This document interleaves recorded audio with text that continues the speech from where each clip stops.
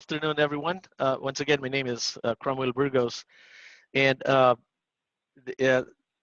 Miljan said something about questions and all that. I can post every slide, and then we can discuss if you have questions, or maybe some learning. I only have a few slides, so it's not going to be it's going to be taking time. So I picked this title, Agility in Construction, because construction is very rigid. In the last 20 years, uh, this has been our journey to how do we adapt to the ever-changing demands of the client. So through the years, I've been working on healthcare projects, and recently uh, decided maybe I take the formal training, and because I developed this passion of uh, trying to help people and contribute to our team, and uh, now I'm trying to formalize in the training, and said wonder if I take the Scrum Master uh, training, and that's how I met Milhan. So anyway, I changed my career recently from construction to product manager. So uh, I used to work with a lot of big healthcare projects, and last year I've decided I'm going to take on more of a.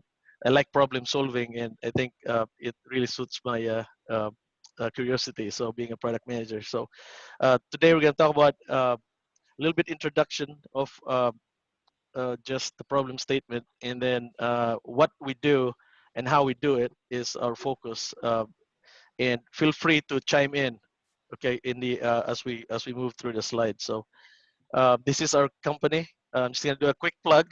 Our company is called Clark Pacific, and we manufacture and do construction. So we have architects, engineers, and we control the entire chain, especially on general contracting projects, focused right now on parking garages and offices.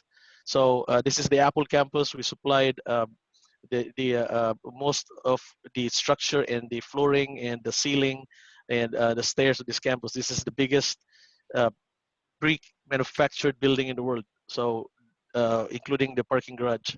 So this is Stanford down below. So that's the product that we supplied in an Apple. Uh, and these are some of our facade products, our exterior. So it includes glass and glazing and all this. So just want to let you know what we do. And this is where we're located in California, Adelanto, Fontana, and Woodland. So we have about 300 acres of facility. And today I'm gonna borrow some things that I've learned the last 15 years. So I started on Lean Construction Institute, and these two guys are our heroes. This is Glenn Ballard and Greg Howell.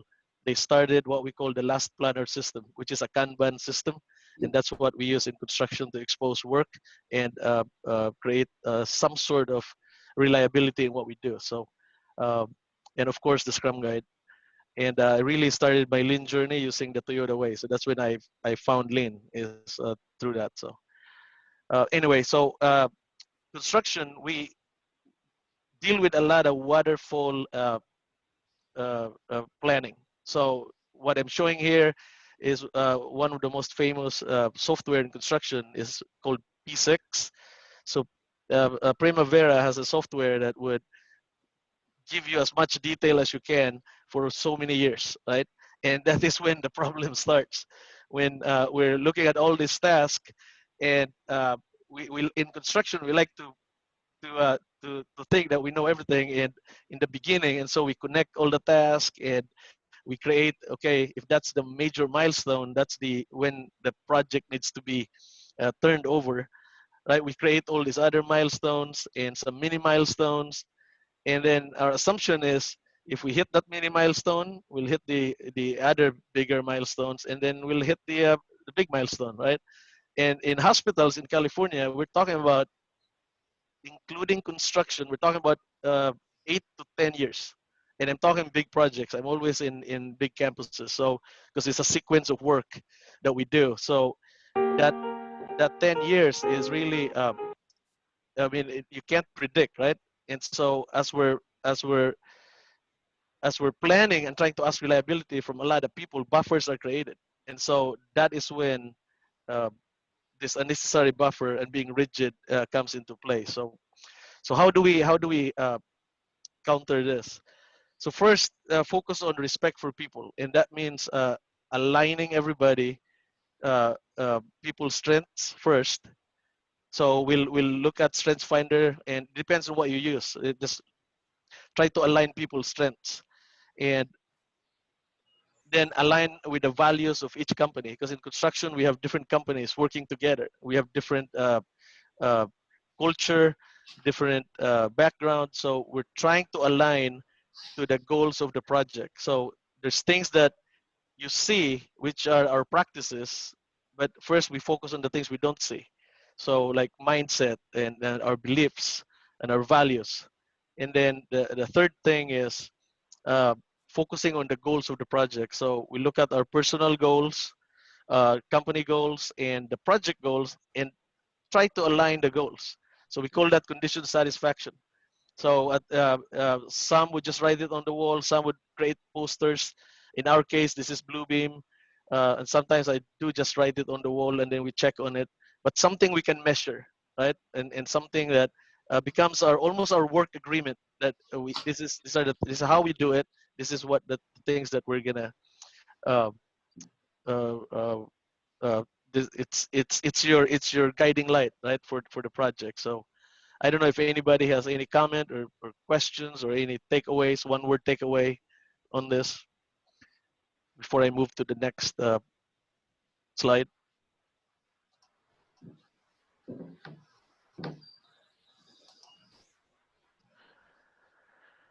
So the next thing is exposing the work.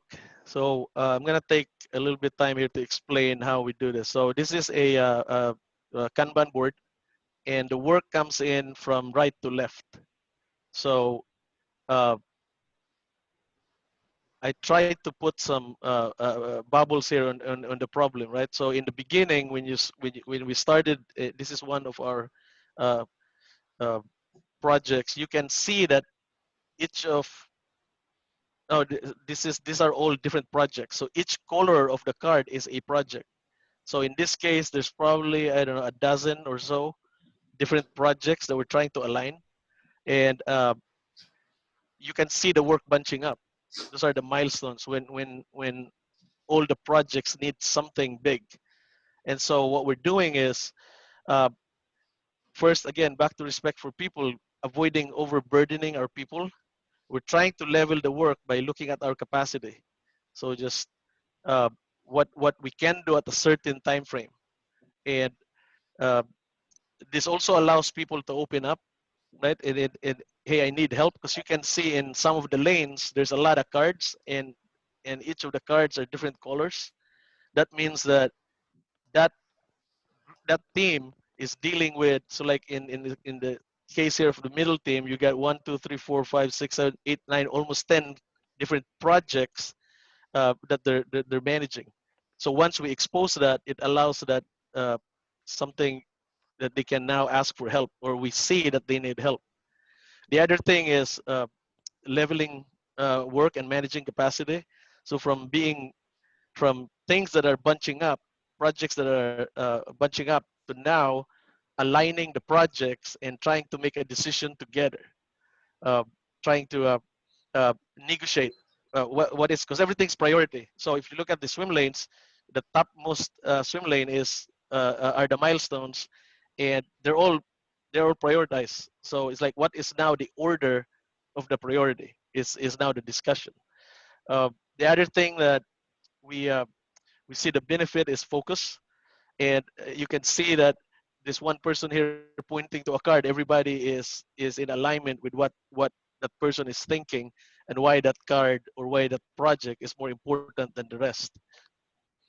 um, and we have some rules we put in place, just so we're very sure that, hey, the work is the work is done at the amount and the size that it's supposed to be done, and who owns the work.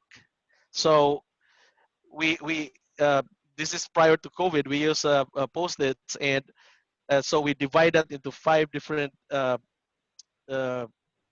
categories. There's the customer. So the message, the thing is, the thing that we focus on is, don't do anything without a customer. So if this space is blank, the customer's field is blank, then that means don't do anything. You don't have a customer. The other field in the middle is the person doing the work. So we call that the performer, the provider, and then the date when that performer made the commitment of the task, which is in the middle, right? And then the constraint. What is the constraint so that you can deliver the task? So I need this constraint so that I can deliver the task. So that's the conversation. And then we encourage people to speak, clarify and inquire. Construction, we're we're very we like to tell people what to do, and there's a lot of experts, and that creates a lot of problems because I don't think that's just construction. right. So um, everybody loves to tell people what to do. So we try to curtail that by teaching people to talk to each other. And so in this case where we give them courage, right, to speak by having a framework of how we talk to each other. So the requester would say, hey, or the customer would say, will you do this for me? And the provider or the people performing the work would look at that chunk of work and then make inquiry, right? So the clarification will start. So it's a yes or a yes if. There's no there's no such thing as no. It's yes if I can have this. Yes, I can give that if I have this. And the provider, who is the performer, will then say, I promise I can do that. This is what we call the reliable promise. And then after a while, 2 days, 3 days, or a week, or 2 weeks, or 3 weeks, whatever that sprint is, declare it's done. So we cross out the card. So the the person performing the work would cross it out from top left to bottom right, and then the customer would say yes, I agree that it's done, and the customer would cross it out from top right to bottom left. That means that, and then the thank you, and then the cycle continues. So uh, I don't know if you have any questions here, but the way we're looking at this board is we step back, and if the cards are all straight, meaning uh, they are all the task has been committed if the cards are straight. So in this case, if you look at the first board, there's a lot of cards that are tilted, and it looks in chaos, right? Meaning there's not a lot of commitment here. There's no reliability on this. This will slide. Definitely, this will slide.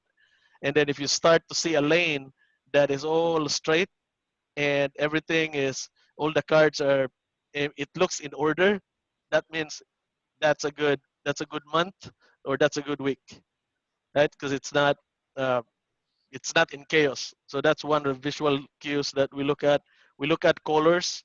Like one color would dominate the board for 4, 5, 6 weeks, and that is the priority because everybody is focusing on that. So um, and then we focus Just on. before you move on, like how do you define customer? So you're talking about the customer. How who's customer for you here? So it depends. I simplify it on my team and saying the next process, right? So there's an external customer and then there's internal customers. So if a customer for us, really for the company, the customer are, let's say, the patients and the students, right? So we start thinking about the a persona, right? So like what does the maintenance guy that will maintain the facility, that is really the ultimate customer. But during the work, we just simplify it as the next process. That's your customer. So if it, and it has to be a specific name. So let's say an electrical designer would ask some because they'll design the sizes of the equipment. uh, they'll be waiting for the mechanical guys. And the way we do it in construction is we will say, yeah, you'll have it in 3 weeks. Like, no. What are you gonna do in the 3 weeks? Because if the building is 10 stories, I don't need the entire 10 stories. I just need the information on the first floor. So we're now trying to batch small size chunk the work. I'll talk about that in the next slide. But then in that card the name is there, right? Like if the customer is electrical and the name is uh, uh, Joe's name is in the card. So two people actually are interacting. Did that is that that clear Yeah, up? and I think Okay. it's almost like you're focusing and you're like service oriented. Like we even it doesn't matter if it's internal or external customer. So yeah, that really answered it for me. But also just to maybe just encourage people to ask questions. If it's easier for you to type in the question in the chat window, you can do it there, and then I'll bring it up for Chrome, whatever is easier for you. So if you have questions, you can do it that way too. But yeah, thank you, Chrome. That answers my question. All right.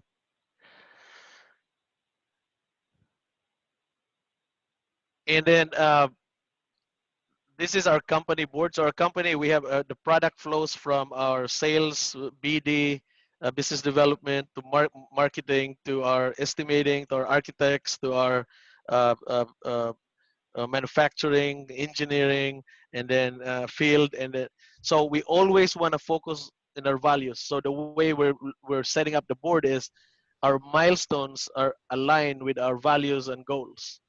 So we just put that physically, visually on the board, right, to align everybody so that everybody knows their contribution to the goal of the company. So it's just a very simple way of aligning um, our our our work with the goal of the company.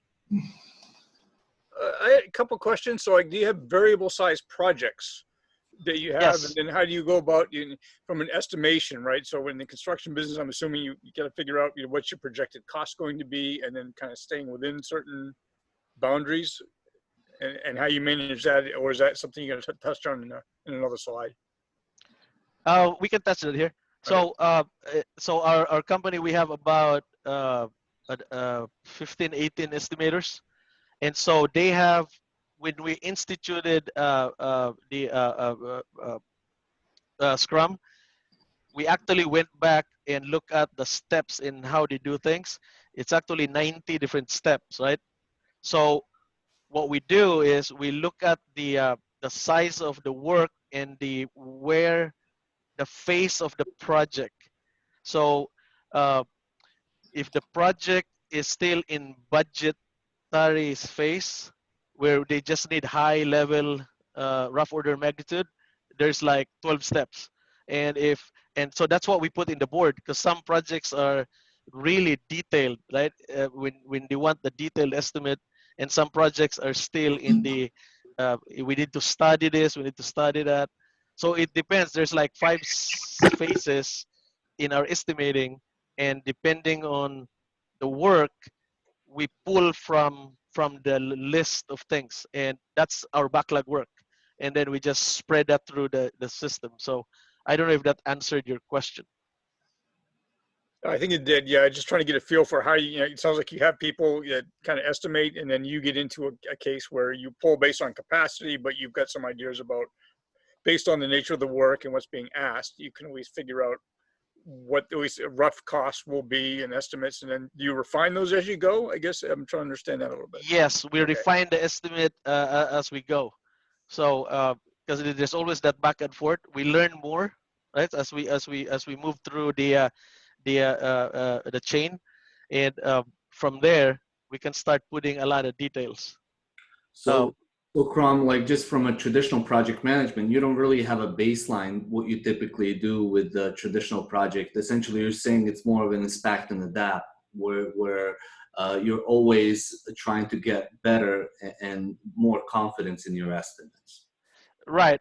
And I want to clarify this, and I think I've answered an estimate that is the cost of the project, right? Because there's also estimate of effort, and maybe we'll talk about that later. But Dave, I don't know if that answered your question. No, Was I it was a trying to money drive cost? that. Yeah, the overall cost of the project and how you're managing that from the company perspective, and then as you engage with the team and various players in the Right. value We stream. we we, we use target what we call target value delivery.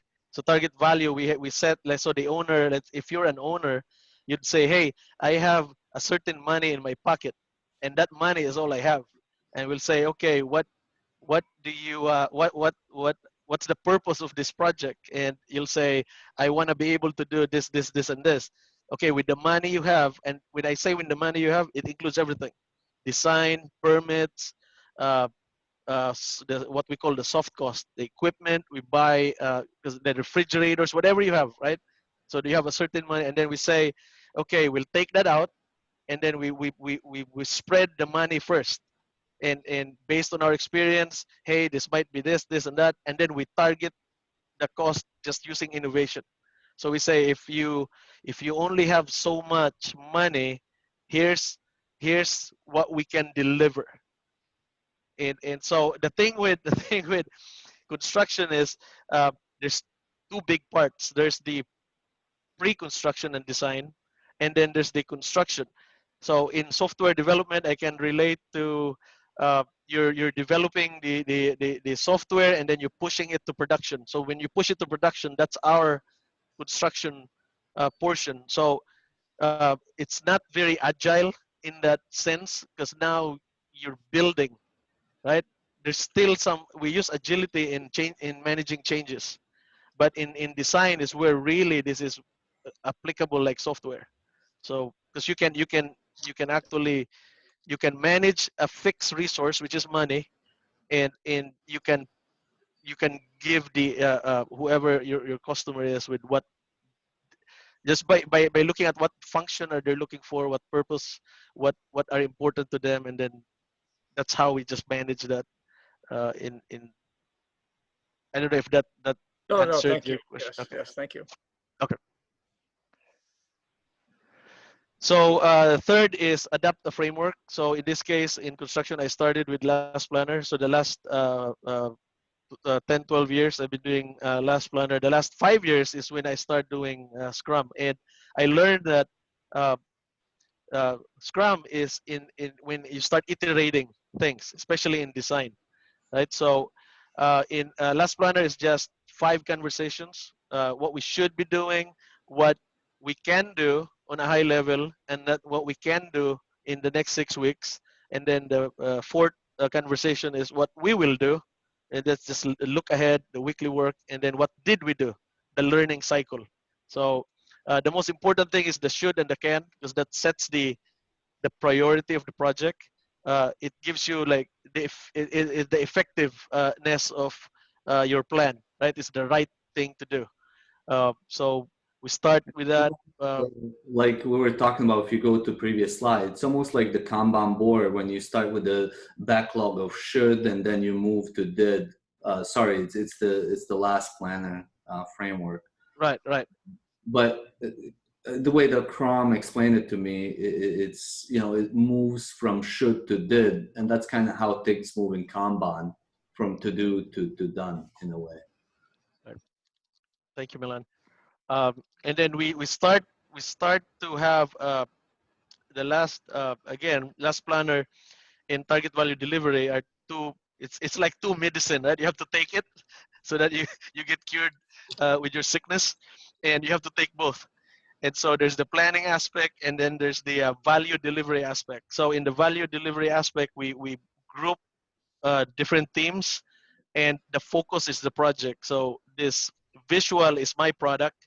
It's called Clark Park. So I'm in the middle. Everybody's supporting me, and I deal with the external customer, and we have a product owner, and that product owner will be in every development team. So as they're trying to bring value to the product. So that's how we're looking at it. And then just managing handoff, right? So using Kanban. So this is the Kanban board, and it flows from right to left. So work is the backlog work is, you don't see it. It's the major milestone, and so those are the should, right? The diamonds are the should, and the 6 weeks is the things that we can do, that we know that we have the resource, that we know that we're ready to do it, and that is usually our sprint.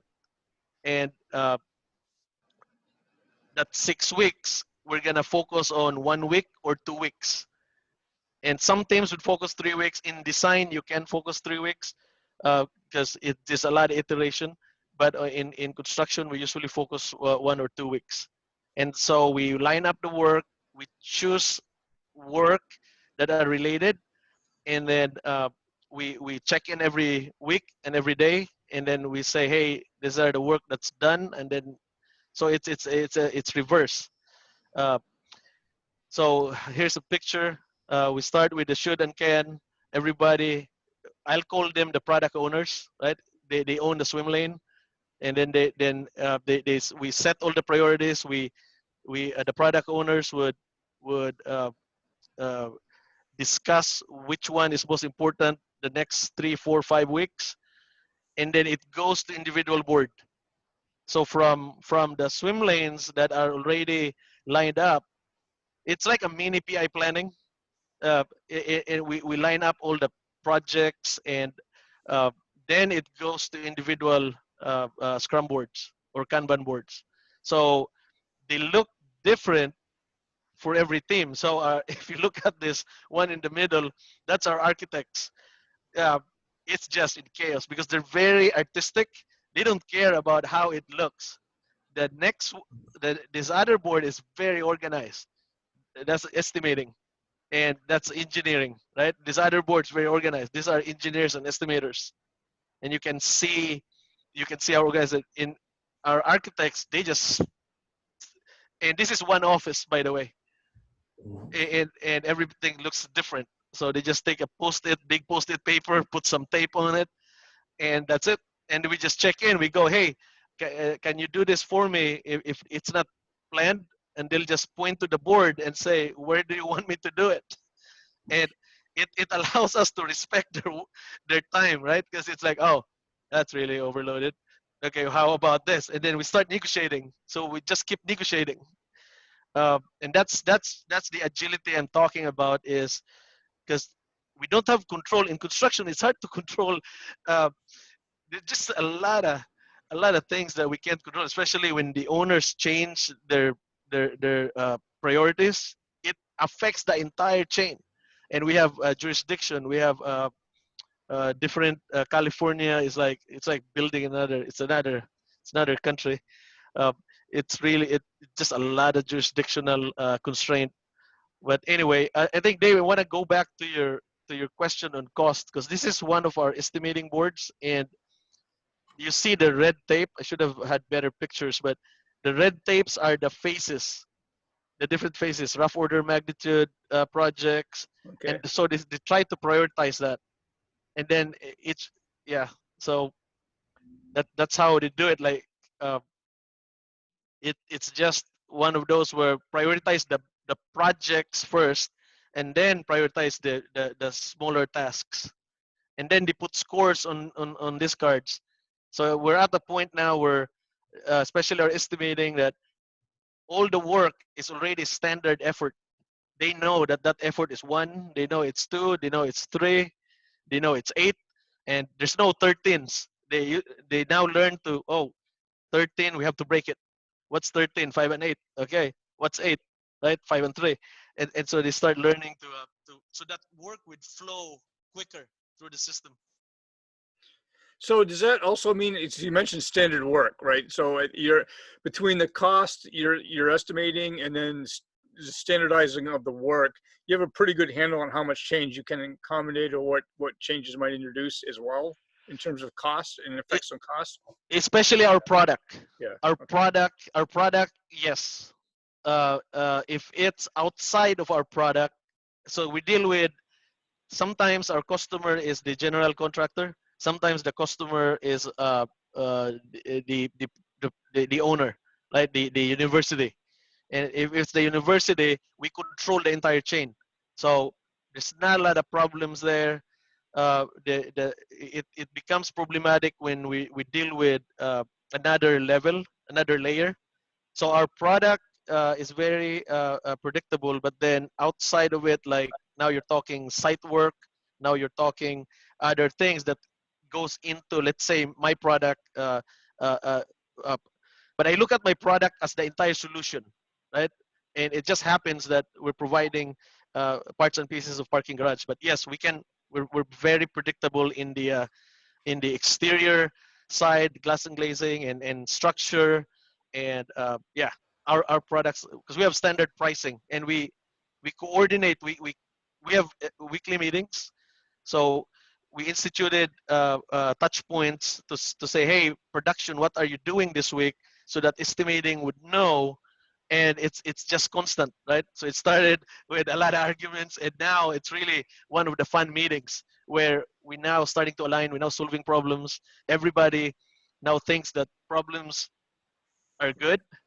Before, we were trying to hide problems, and when we start doing Kanban, when everything's exposed, everybody is now okay, because the system eliminates blame, right? Because you can see it when you're no longer talking to each other. You're actually talking to the card, right? You're pointing to the card. So it just eliminates blame. It really gets us tighter, more closer as a team. You can start hearing laughter when we're planning. I mean, it's just a lot of positive things. So Yeah. Bob has a question, Crom. How far ahead are you actually planning? so we usually look at the entire project for the should.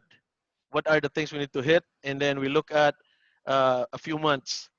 And then we're very focused on when we can produce, because we have to align our production. So it's the entire project, whatever the duration of the project, is just high level. And then, because there's a lot of planning. Again, it's the five conversation, right? There's the should, which is the entire 2 years or entire year. And then there's the phase planning, which is what are the phases that are connected. So that may be 3 months here, 3 months here, 3 months here. And then there's the can, which is the 6 weeks. So there's now levels of planning. And So, then will, yeah. yeah. So that's very interesting. So how do you do scope management, scope creep? Is that flexible? Do you truly take an agile approach where you say, this is the money that we have and the customer is driving what we built and how we build with what we have? So do you have such thing as fixed scope and you're trying to work within that, or is there flexibility in scope? So this is where construction is. I'm gonna answer it by saying depends on the contractual obligation. So if it is an integrated project delivery, meaning the client, the owner is working with us, right? And it's actually a type of contract, right? So integrated project. Then yes, we institute target value delivery, because the owner can go back and forth with us. I mean, Exactly. they're actually the key, right? But if it's a design, build, design, bid, build, meaning you're an owner, you're trying to save money, you hire a different designer, and you're trying to just assume a lot of things, and then you get us on board just to bid the project and all that. There's no control there, right? We got to be in the so we have to have a common understanding of the purpose of the project. And usually hospitals in California started this. Sutter, this is where I learned this, is the owner would hire us early, and then we're part of the team from programming all the way. And is that is what we do, is fixed fixed price, fixed, yeah. Okay. Another question, and then we can move on. Anthony's asking, there's a couple of questions here, so I'll just break this into three questions. So how much estimation do you reveal to stakeholders? Is the So first. I want to clarify that estimate, as far as money, the budget, it's for, if that's the question, it's just continuous for us. So we Time. have, He's saying time, time more, oh, or time. Okay. So for time, uh, it's really, so we're trying to look at, because we're very bad at estimating time. So we look at how much it take, and then learn from it, right? That this we just started this, where we try not to predict too much, and we know there's a set milestone, but then as we're moving through the chain, every week we're learning, and we're learning our ability to produce work. And so it's it's really it's a learning cycle for us. But we have standard. We based it usually on past project, just so we can see, right, if this is doable, or this is impossible, or this is how big of a challenge, right, as far as schedule. Yeah. But again, as far as our product, it's very predictable. We know that because we install using Flow, so tact, which is instead of pooling, we have tact time. And so that would when we say 3 months, it's really 3 months. When we say 2 months, we can really get it. It's easier for us because we understand we manufacture our product, so Yeah. we can really, there's a lot of control in our side. I make it sound easy, but it's really I mean, there's some challenges there, but it's compared to uh, traditional construction and all that. It's like an effort of one versus an effort of eight, right? Yeah. Yeah. Yeah. So okay, so that makes sense. Hopefully, Anthony, that makes sense to you. I know probably we didn't answer all of the sub questions yet. So, and Mary, we can come back to Mary's asking, is there a critical path? And I think based on what you've said, critical path is always adjusting. So you always have a critical path. I don't think you focus on. There is a critical flow. So the funny part is I used to think that way, right? So and at the end, somebody will ask me, so what is the critical path? When the project is done, where's the critical path, right? It's you look at critical path just for analysis, like, okay, and then why? You ask why, and then suddenly you'll just find out that, oh, if that's the lead time, how fast can we deliver the first batch of work before, you know what I'm saying? Like instead of waiting for a big chunk of work, Mhm. we create flow. So instead of saying, oh, when can this like there are cases where you cannot like structure would be delivered as one, because they have to hold each other and tie to each other, and they have to have a diaphragm, and they're one. You cannot piecemeal that. But the picture I've shown you here, show you a picture here where it's really, I think this will help with the question. Uh, so this building here, you can see a time lapse. So 1, 2, 3, 4. These are 4 big buildings. This is about 2.4 million square feet. You can see the time lapse because we build it by floor by area. So the last building here already has roofing. The other almost done with the last floor. See, it's a time lapse. And then you can see that also here where we build it by pieces. So when we're done, we're done.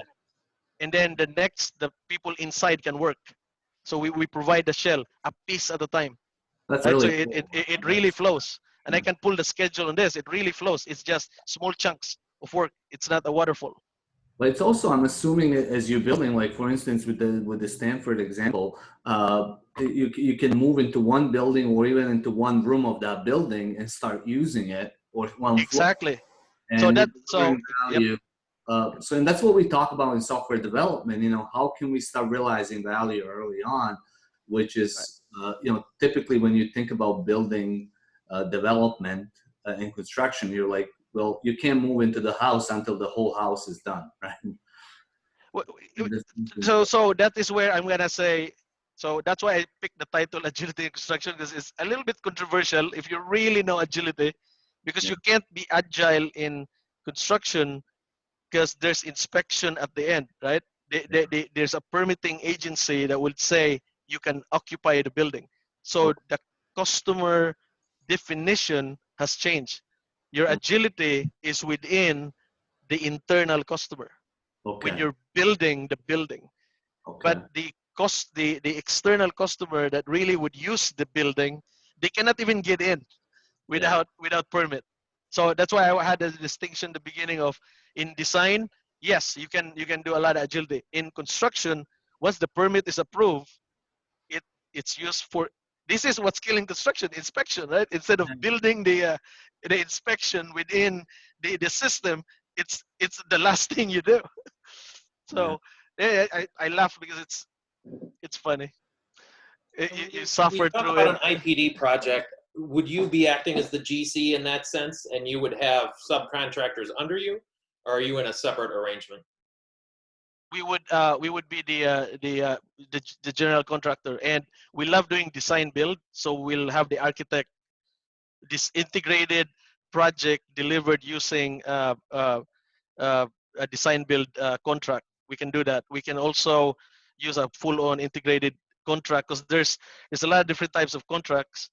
But yes, we have subs for now.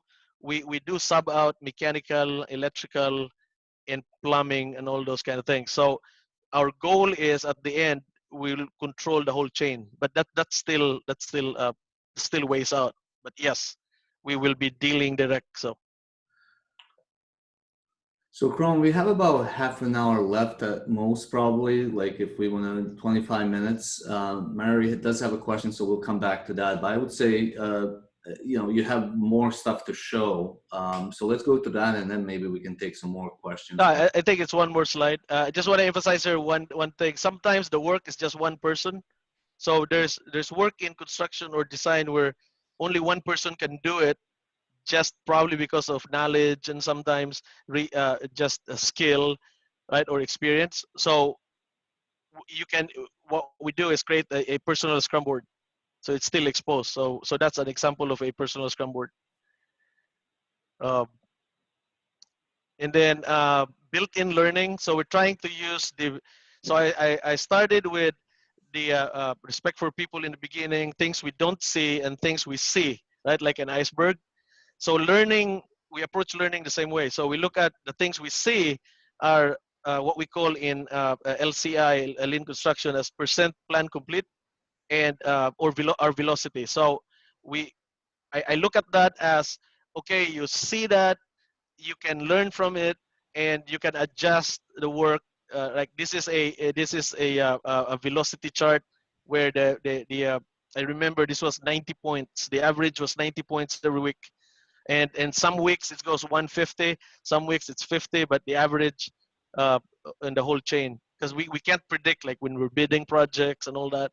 This is a plan percent complete, and there's things you don't see, right? This is when, so in construction we have a culture to just work fast and hard, and when you're behind, we just add ER on it, right? It's like, hey, I'm behind, like, what's the problem? It's like, just work faster, just work harder, right? Instead, now we're changing into this knowledge-based system before you can work fast.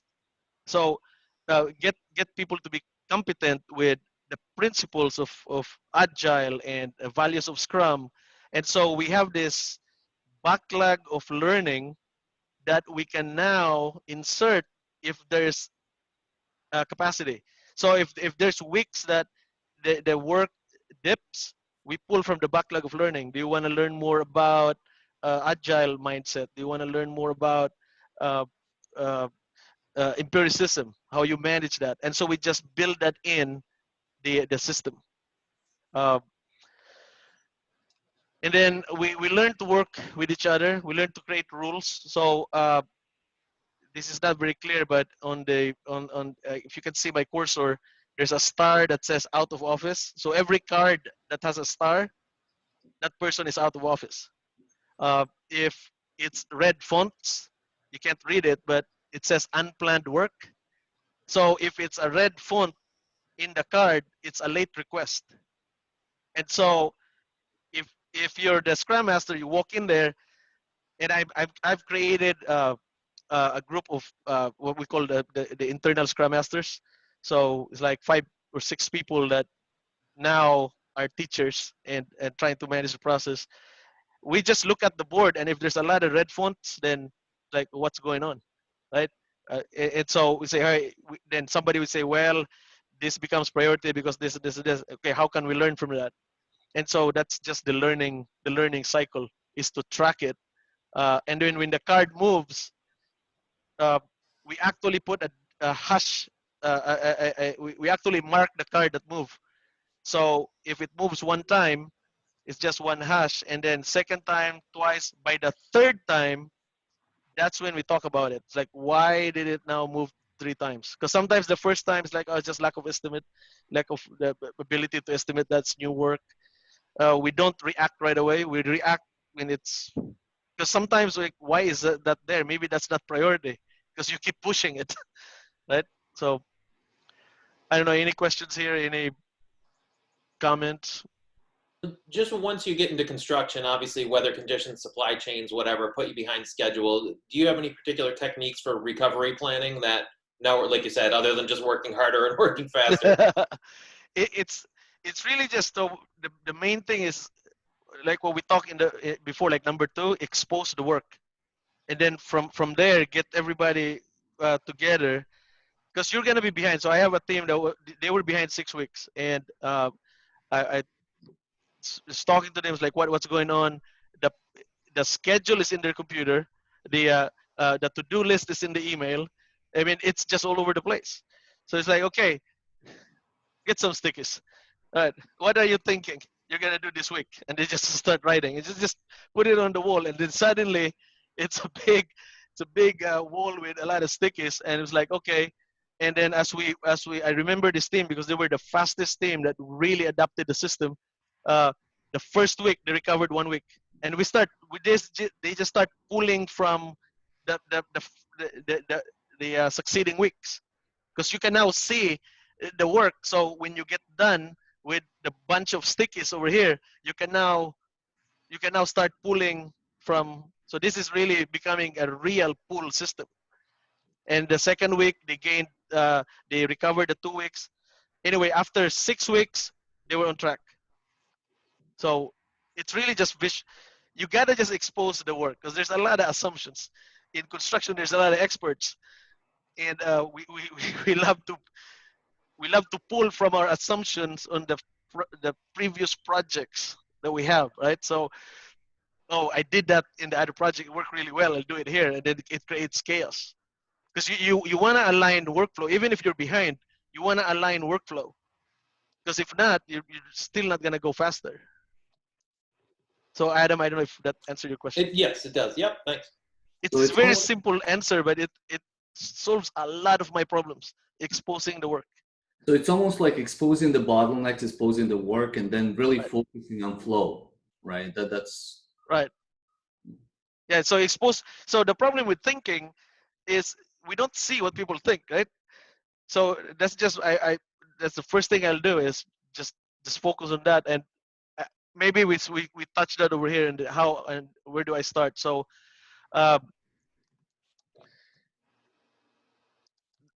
I've learned through the years that you just start where you are, right? And usually you start when there's a problem. And Adam, when you're behind, it's a good opportunity to start. And so I don't know why I get excited when we're behind, because it's like COVID, right? People don't have a choice, right? They don't have a choice. You got to do it. Like, okay, now we're behind. Okay, I have a medicine. You want to take it? And so the medicine is just exposing the work. Huh? Sense of urgency, great sense of urgency. Yeah, it creates sense of urgency. I'm lucky to be supported by top management, though. So in this recent company, so it's easier. But on other projects, so and then learn by doing. So here's an example. This one guy, one board. This is a personal board that became like a 2 or 3 people board. But this person was just asking what I'm doing on the other team, and I said, hey, just show up Monday, and then this time, and then he started learning, and he created his board, right? He just started. It just started right away, and then I constantly just check on him, and it's funny because he was surrounded with a lot of people, and he's the only one with the board, and people would now look at this board and say, oh, so can you do this? And everybody starts negotiating within that board. There's also this other board here. This is a real some sort of a real Scrum board. There's the to do, doing, done. So this is a project site, and this is just how we manage submittals. Again, behind, how do we do it? Submittals and RFIs and requests for information, all that. And this is one of the bigger groups that I started. Again, a problem arise three people started. We create a board, and then we say, hey, who's gonna sign the contract? Oh, it's Aaron. Oh, let's create a lane for Aaron. And so we started creating from 3 lanes to like 18 or 20 lanes. And so when you start from where you are, you start pulling other people, and then people will just see the benefit, and then start to work with everybody. Uh, Best practice. So a lot of projects right now are doing this. The last 5 years, this has really taken traction. LCI has been when lean construction has been it started in mid 90s, and now it's really taking traction. So it could be you can implement that in the beginning, best practice, and then or most of the owners in hospital construction is now requiring this. And on bigger projects, we usually do a formal onboarding. We play games. We can buy this at LCI. They have a lot of game kits, and then you can onboard something about reliability and all that, and then how work gets done type thing. So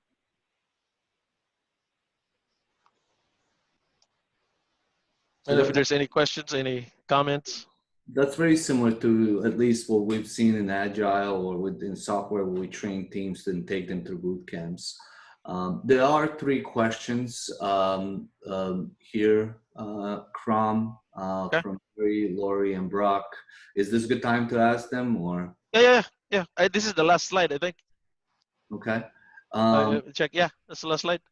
Okay, so Mary, I believe, sorry if I'm not pronouncing your name correctly. She said, could you please speak more about value? How is value defined and who defines the value? So it's always the, so we look at, so on a project, there's important values that the owner would share, right? So I'll give an example. It's easier for me to talk about examples. So I had a hospital project, and the client was very focused on having the hospital as part of internship. So it becomes one of the values of the hospital was education, right? And then second, sustainability. And then they had 2 definitions of sustainability. They had sustainability of like an environment in sustainability, and then finance, right? Financial sustainability, meaning cash flow. So now you can align your cash flow and how you develop the plan and build the project. Because if you're too fast and you need 20 million, 30 million a month, that's really fast, right?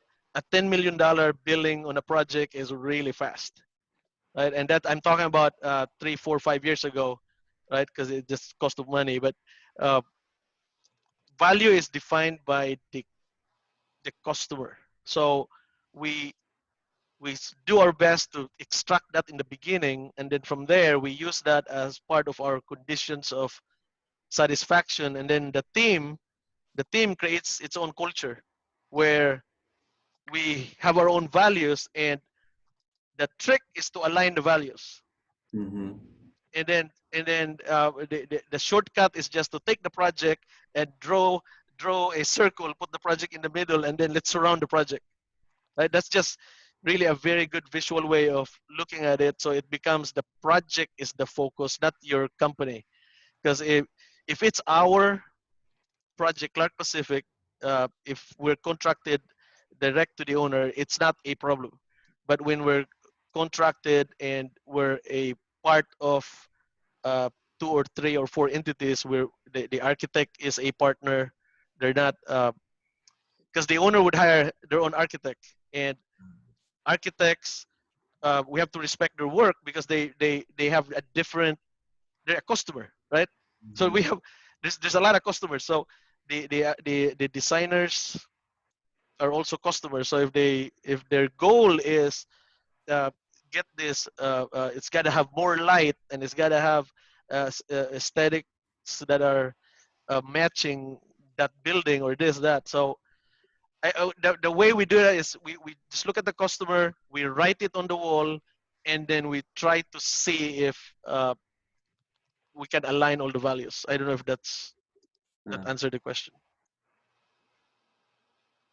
So let us Yeah. know either by typing Yeah. Okay. That's excellent. Thank you.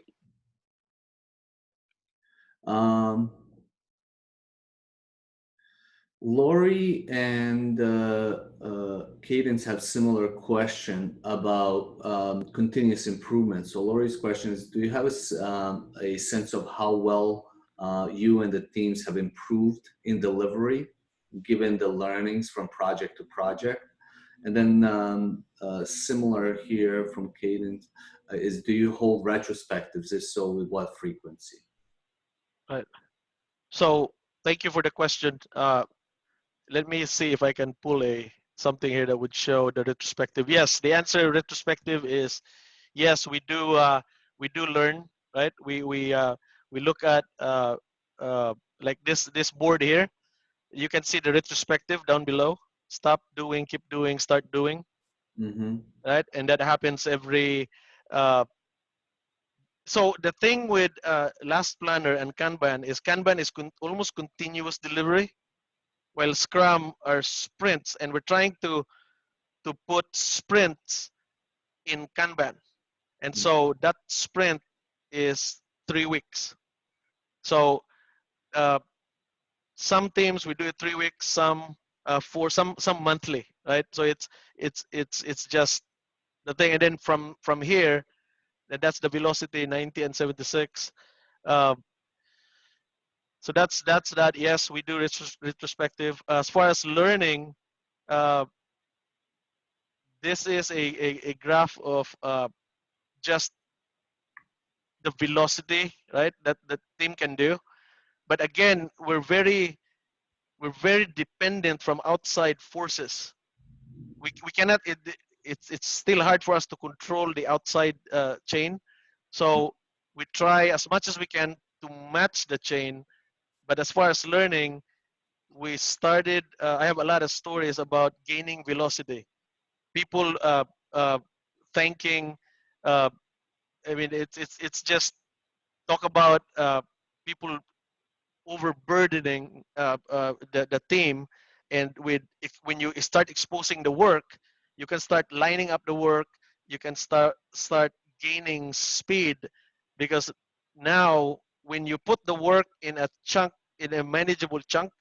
So like this team here, they measure specifically this team that I work with in the past, they measure their chunk of work one no more than 2 cards a day.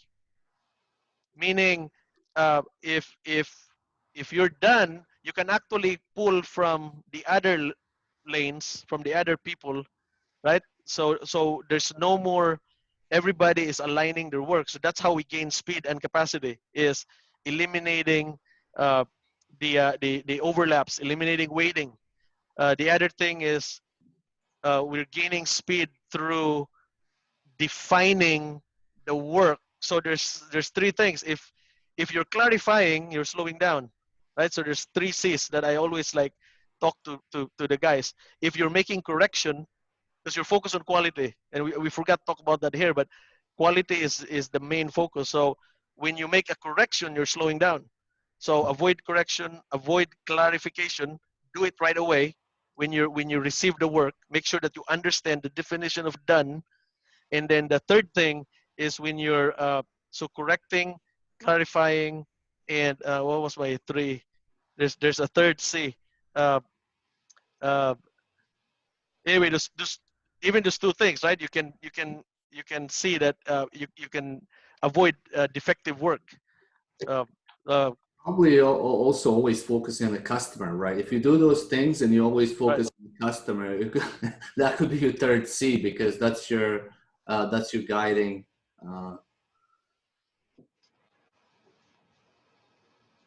Yeah. So I think it's confusion. When people are confused, yeah. that's how I use confusion, correction, and so this is a board that has the faces of the estimates, right? Yeah. So I don't know if that answered the question. Yeah, let us So know in the text box if it did or if it didn't, if you'd like to elaborate more. Brock has a question on, just a second here. do you often bring in subcontractors into your meetings for planning these flow boards to see their expectations? Yes, yes. It's always, so why we call it, so LPS is the last planner system. So last planner is the person that's doing the work. So if it's the electrical contractor, we in construction, we'd like to have the foreman, because the foreman knows the work. You're going where the work is. If it in design, we'd like to have the person that really knows the work. So yes, the answer is absolutely yes. It's a requirement. Yeah. Great. Um, Crom, I have a question. When going back to the product owners, you being the product manager and chief product owner, like what is your relationship between you and the chief product owner there? So you're in the middle. Who's typically playing the chief product owner role? So this is our company. So PM is it's not project manager, it's product manager. Product manager, yeah. Yeah. So I'm trying to pull up something here that we so we have marketing. So that's our product marketing manager, and I'm in the middle as a product manager, and then we have our chief product owner, right? So the product owner in engineering would be the person that sets the priority, right? He understands the vision. He understands, just like the product manager, and but he's very technical. Yeah. So as a myself, I'm not very technical, but I deal with the entire chain. So I work with our manufacturing, I work with our construction group, work with our architecture group, a whole chain, so that the product can flow through the chain. So understanding sales and what the customers are saying about our product, what the customers are buying, that's where I work with our product marketing managers. Yes. So that's the distinction. Is a product manager is responsible for the entire uh, uh, uh, life of the product, and at the same time the business case of the product, right? So that's the responsibility. In our case, our product owners are very technical, but they set the priority of work in their respective. Their product might be a design. Their product might be the beams or the columns, or it might be a calculation. Yeah. So we try to productize everything. So how, like, in Agile, or at least, in Scrum, we have cross-functional teams. And this seems like it's more like a cross-functional product, but like how would you explain, and if you are doing anything to promote cross-functionality? So if you look at a cross-functional team would be like, say, if I go outside our company, right? Mhm. We would set a project. I'm trying to look for another graphic here, but let's say you have a structures group, right? A structural group. The structural group would have an electrical representative, or a mechanical plumbing representative, because as you're analyzing the structure, it's gonna affect a lot of things. Mhm. And if you're looking at if you have an interior, we call it an interior cluster group, right? So that the interior cluster group would manage the interior design, but then the drywaller is part of that. The architect is part of that. The architect is in a project. There's always a representative of the architect. So a cluster group is composed of different disciplines, so that when they make a decision, they can look at the whole thing. They have estimators and all that, and then we have what we call, if in your world, it's probably the scrum of scrums. Then all the leaders come together on a weekly basis and coordinate work. We call Mhm. it the connected decisions. I don't have the pictures here, but it's pretty much like this picture, this graphic, but instead of development uh, uh, teams, it's a cluster group with different, like the biggest cluster group for us would be a mechanical, electrical, plumbing group, because there's gonna be representation from other Area. other areas, and then we also have a production cluster. So the production cluster sets the vision of how the project would flow. They usually deals with the other group so that they don't design something that will disrupt the flow in construction, right? We're always focused on that your customer is the downstream, right? So it'll be easier. That's why we do prefabrication, we do modularized construction, things like that. So very interesting. What about, we talk about at least, changing mindset and culture, then also changing the structure, governance. How much did you have to change here, even the roles, like introducing product on Scrum Master? How much structural and architectural change when it comes to governance within the company did you have to do? so it was a journey of about so started in November, so November last year, and I had a meeting today, and everybody is just set up now. There's we have to change the structure from a higher, because we need efficiency, because the company used to be 30 million, now it's like 300. Yeah. So we have to scale up, so there needs to be efficiency, and so within the efficiency it created rigidity. So creating a secondary system like what we're doing, visual management and doing Scrum, it doesn't really, because our engineering is, they call it the functional groups. They divide themselves into function, but because of Scrum and visual management, they can still collaborate. Yeah. The key is really exposing things, Yeah. right? So as far as formally changing the structure of the company, we do verticals. So we split the company into three verticals. One is focus on emerging markets, big projects from 100 million to right now we have an 800 million project. That's one vertical. And then a vertical in my vertical, which is parking and general contracting.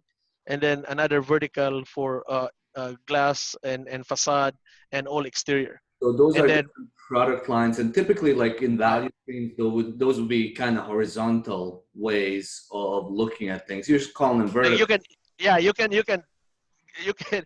can shift it and it becomes a train. Yeah, Right? exactly. So instead of verticals, yes. So vertical, the product flows like this. If you turn it at 90 degrees, then it flows that way. Yeah, that's very cool. Other questions, thoughts for Crom? Milana, I did just want to mention, I'm actually on the project management side of more design and construction. And for the folks here in Maine, the new hospital in Augusta that opened in 2013 was delivered under an integrated project delivery method, which really matches up to a lot of what Crom has shown during this. And that's really important in construction because typically you have a lot of subcontractors. Crom's company is very integrated and they offer a lot of services.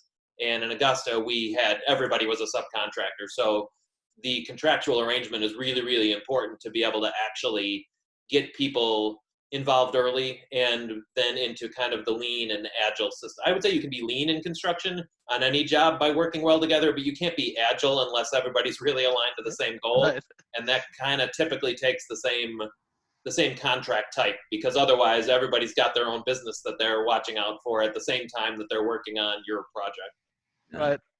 Thank you for that, Adam. That's why you align the goals in the beginning right away, because if you don't have to do anything, if you just do this, I think you're going to be way better off compared to everybody's just looking out. It's a lot of silos, because we will